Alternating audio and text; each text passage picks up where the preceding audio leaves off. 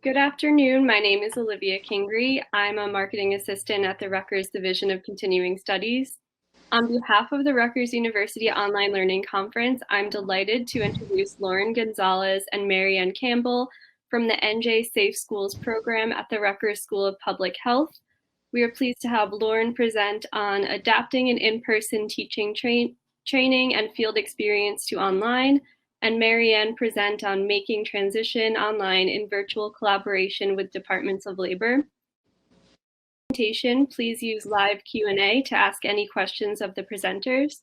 At the end of each presentation today, there will be a short survey displayed.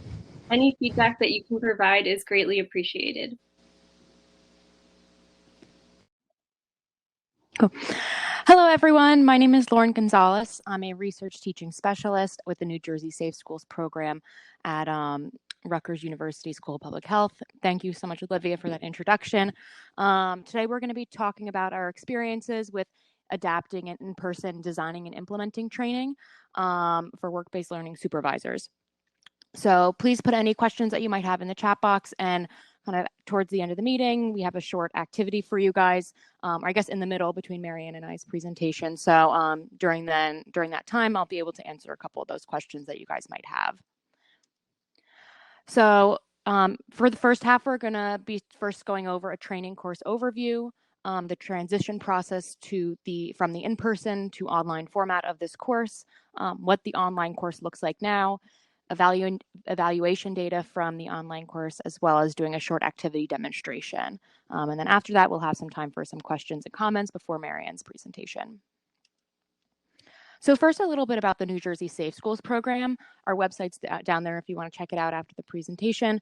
But the main goal is to assist schools in reducing occupational safety and health hazards in secondary schools and work environments where students and teachers might be teaching and providing work-based learning opportunities for their students. And through this, we are offering a professional development opportunity for secondary school teachers and in career and technical education. So that's what we're going to be going over today. So the Designing and Implementing course is one of 4 trainings for work-based learning supervision. The Designing and Implementing course specifically, we work with the New Jersey Department of Education Office of Career Readiness. So this is a 3-day course which prepares supervised teachers to become work-based learning supervisors in New Jersey secondary high schools. The course goes over guidance on the development, implementation, and monitoring of work-based learning programs. For the in-person courses, the first day went over codes, regulations, and requirements for work-based learning experiences. Day 2 consisted of an independent site visit and online site visitation reflection. So this is something that the teachers would go out and do themselves. They would find that site and then go visit it. And then on day 3, there's a panel of experts that came into our training site and gave guidance on best practices, answered questions that the participants might have had, as well as kind of gave some step-by-step instructions and some opportunity for networking. So at the start of the COVID-19 pandemic, once their guidance came out that we were not going to be able to hold our in-person courses anymore, we had to work on how we were going to transition these in-person courses to online. So this transition took about 2.5 months. We were working closely with our course implementing partners, as I said before, the New Jersey Department of Education, Office of Career Readiness, as well as our New Jersey Safe Schools team. We decided that we were going to offer the course on Canvas and WebEx. The majority of the presentation that we had was a slide deck, so we converted that slide deck into a Canvas course. And then we had a WebEx that would take place at the end after the participants were able to complete their Canvas course with the representatives from the Department of Education to answer some questions, do some activities, and kind of go over some things that might not be able to be fully explained through Canvas. Some strengths of this course included that teachers were able to complete the courses at their own pace and flexibility. as you might have seen, it was a 3-day course, so there was a lot of content and took a lot of time for teachers to kind of have to take off class and complete it. So having it be online gave teachers a lot of flexibility to complete it. And then since the course takes place on Canvas, participants can easily refer back to that online course to reflect on materials, review, etc. Some of the challenges of this course was creating a cohesive course out of in-person presentation slides. So while our team did do the bulk of the work to put the course into Canvas, it was challenging to kind of make a cohesive course out of presentation slides, and also converting a lot of those in-person activities to an online format.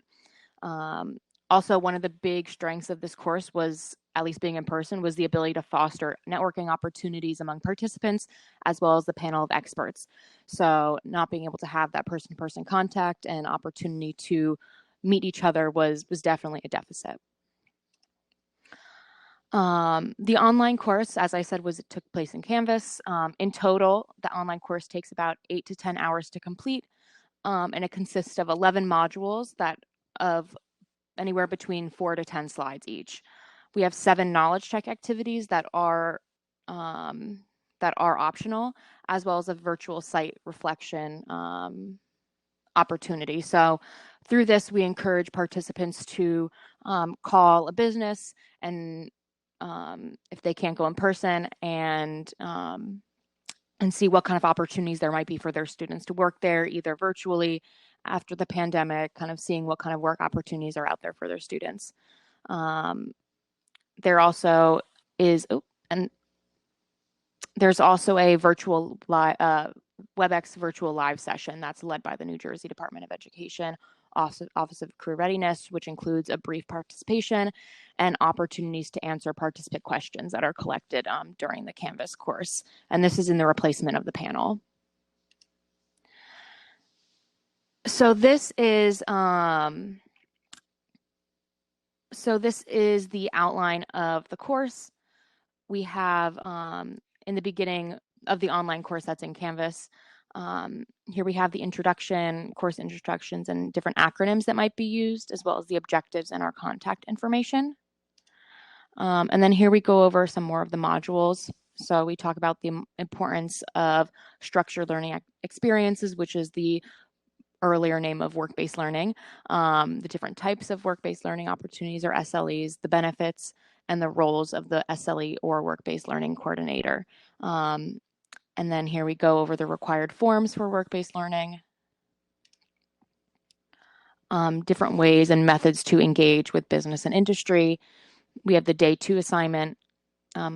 Next, we have components of a high-quality SLE or work-based learning program. So what can make your program very strong? We go over the 21st century life and career standards, and then the recommended steps to begin your SLE program. Next, we have implementing classroom components of work-based learning or structured learning experiences, an opportunity for conclusions, and to go through some frequently asked questions, as well as the main course evaluation. So this is really the virtual site visit reflection and the course evaluation are really the only 2 required components of this course to date. So some of the course evaluation data from the online course. Overall, when the in-person courses, we had, for the most part, obviously there's those stray 1 or 2 instances where people were not satisfied, but for the most part, everyone was very satisfied with the courses. Although on the online course, there definitely was a bit more variance. So we did see that more than usual. There were people who were not as satisfied with the course satisfaction, as well as the virtual live session. And this could, as we kind of mentioned in the challenges, this could be due to the lack of networking opportunities, as well as the challenge of creating a cohesive course that was first in person and through kind of a presentation and slide decks to kind of making that, to kind of converting that to online, and as well as the challenge of converting a lot of those in-person activities to online. But through that, we kind of worked through, and we have a nice demo that we're going to show. We're going to kind of go over with you guys today. So for the activity demo, I'm going to show you guys a prompt on the next slide in the chat. And so we're going to read the prompt first, and then in the chat box, I'm going to post a link to a Jamboard. This should be accessible to everyone, whether or not you have you use Google. So I'll double check to make sure, but I'll put that link in there. And in the link, you'll be prompted to answer the following questions. So list the skills necessary for this job. Why did you choose these skills? And what are some applicable in-school learning activities? And what evaluation and assessment methods might you use? So for the remainder of the session, or for at least my portion of the session, we're going to be working on this activity. So regardless if you're a teacher or not, what your background is, you'll definitely be able to do this. So I'm going to put these questions in the chat box for you real quick so you can refer to them while you are reading the prompt. And then after we have an opportunity to read the prompt, I will post the questions, the Jamboard link in the chat box. So I'm going to put that in the discussion forum. So those are the questions for you guys. And then here is, and then here's the prompt. So a student works at a gym and provides general cleaning assistance as needed. As part of the job, the student cleans the workout machines in the exercise room. When cleaning solution bottles are empty, the student must refill the bottles, following necessary safety procedures outlined by the supervisors and labeled on the cleaning solutions. To perform the job, the student must understand when it is appropriate to clean equipment during operating hours and answer any customer questions. The student is responsible for answering certain questions and must be aware of what to do if a problem with a customer, coworker, or the equipment arises, and must be able to communicate with their supervisor or fellow coworkers. The student must also show up on time and be ready to work. So there's the prompt, and I'll kind of leave it up there while I post this Jamboard. But we're going to go through and answer some of these questions. So in the discussion forum. So please click on that Jamboard link, and it's going to take you to this page.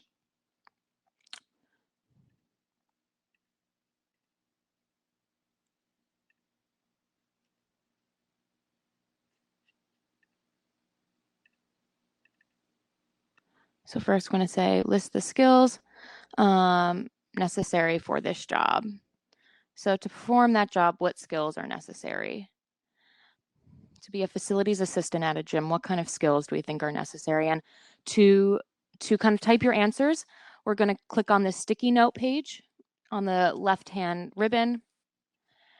And perhaps you can say organized. And then you can save, and it stays there. So if you guys want to take a moment, list the skills necessary for this job. Great. You have teamwork.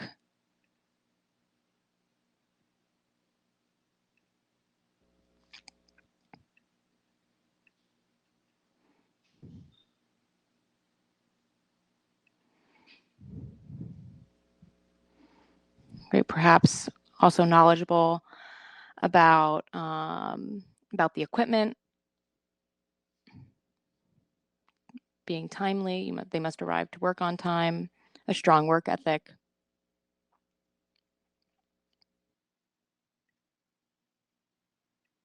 Good knowledge of safety measures.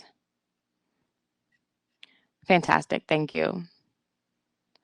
On the top, we can see a panel and some arrows. So if we want to pan over to the next page, why did you choose these skills? So this one is pretty intuitive.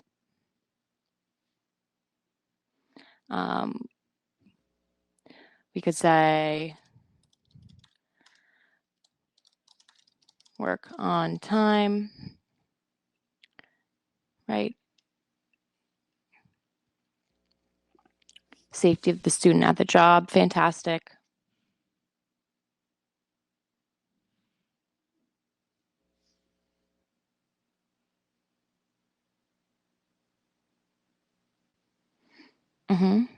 It's necessary to be productive at work.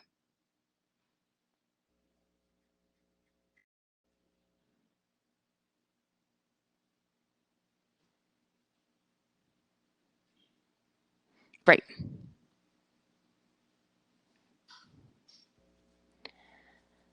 Next, we're going to go to the applicable in-school learning activities.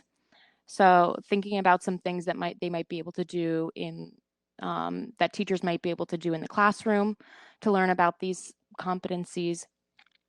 So things like this could include learning about the different materials that they might have to use and have to clean with.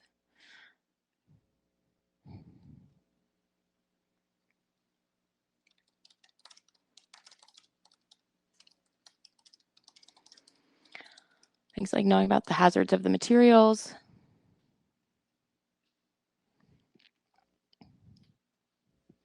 Good. Teaching communication skills. Fantastic.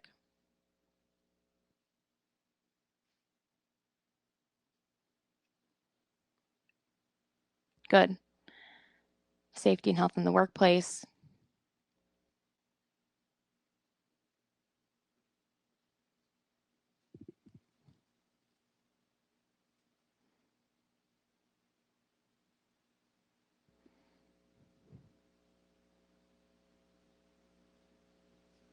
Good. Taking responsibility for actions.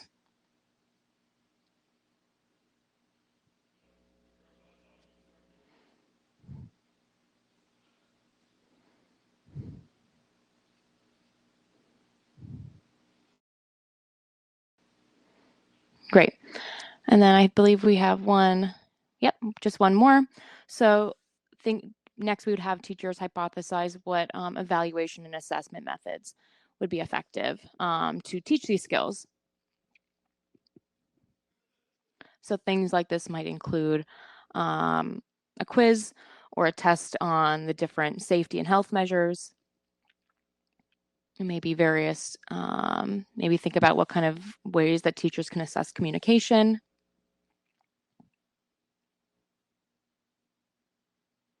Great, different trainings.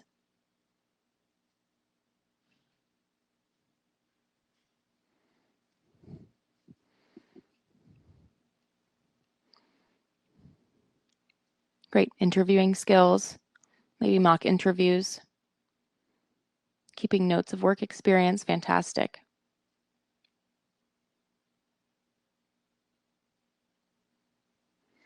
Great, thank you so much. So yep, this is just a short little demo of what the various kind of the different activity that some of the participants might partake in during this training to kind of hopefully get them a similar kind of experience in the workplace. So in the chat box, I'm going to post our website and our email as well as the program that we are from.